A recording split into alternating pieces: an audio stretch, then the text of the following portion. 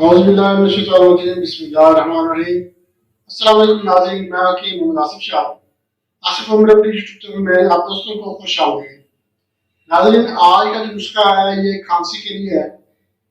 کھانسی کس وجہ سے ہوتی ہے، کھانسی کی وجوہات کیا ہیں، اس کے علامات کیا ہیں اور کھانسی کی کتنی اقسام ہیں، یہ ساری چیزیں میں آج آپ کو بتاؤں گا۔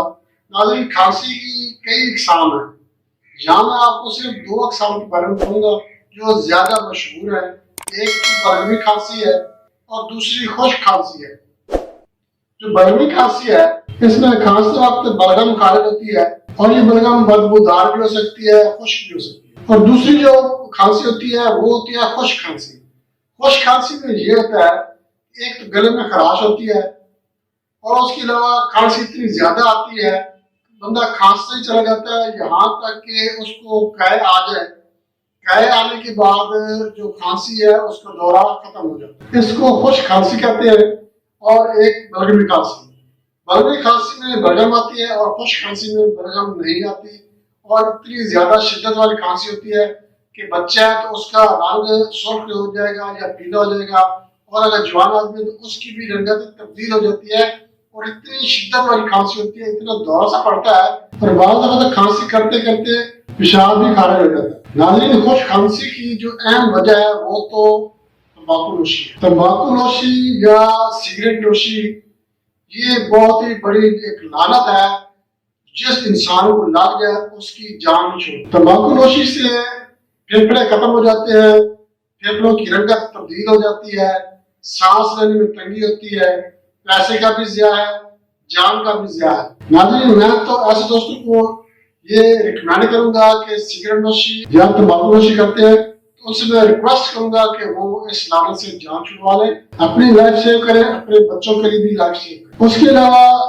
بلڈ پریشر کی وجہ سے، شوگر کی وجہ سے، پھیپھڑوں کی بیماری کی وجہ سے، جگر کے امراض کی وجہ سے، معدے میں تیزابیت ہو، معدے میں تیزابیت جب باہر آ رہی ہوتی ہے اس وقت بھی کھانسی شدت والی ہو جاتی ہے۔ گلے میں خراش ہونا، دمہ جس کو استما کہتے ہیں، اس کی وجہ سے بھی خشک کھانسی آتی ہے اور یہ بھی سگریٹ نوشی کی وجہ سے ہی ہوتا ہے۔ ناظرین، خشک کھانسی سے ایسا فیل ہوتا ہے کہ گلے میں کوئی زخم بن گیا ہے اور بہت شدت والا درد ہوتا ہے۔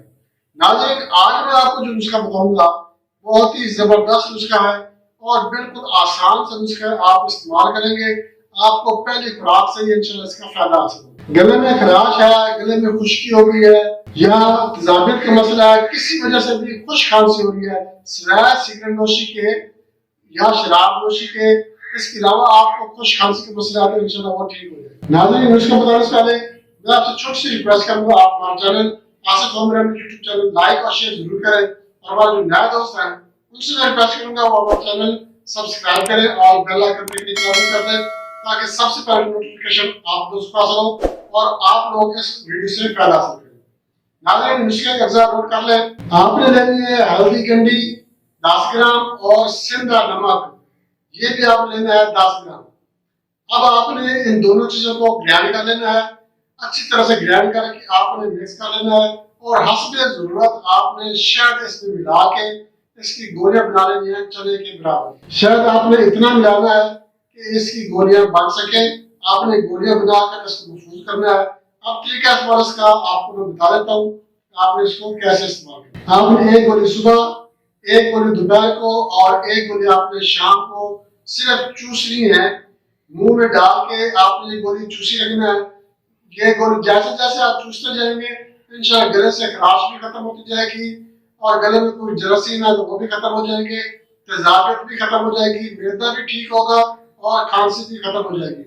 یہ خشک کھانسی کے لیے بہت ہی زبردست قسم کا نسخہ ہے، آپ استعمال کریں گے آپ خود ہی کہیں گے کہ حکیم صاحب بہت اچھا نسخہ آپ نے بتایا اور اتنا آسان نسخہ، صرف 2 چیزیں ہیں اور بہت ہی سستی قسم کی چیزیں ہیں۔ ناظرین، میں نے آپ کے لیے یہ نسخہ تجویز کیا، اب آپ کا بھی حق بنتا ہے آپ ہمارا چینل سبسکرائب کریں اور شیئر بھی کریں۔